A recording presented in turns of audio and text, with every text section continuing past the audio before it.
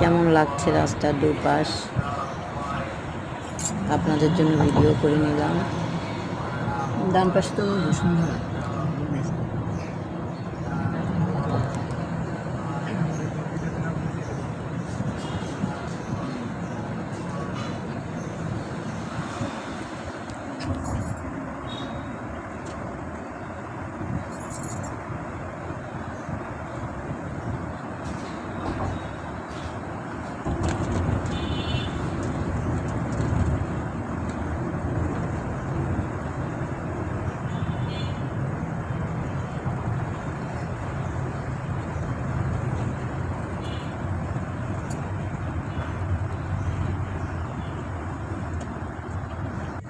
এক্সপ্রেসওয়েতে চলছে গাড়ি।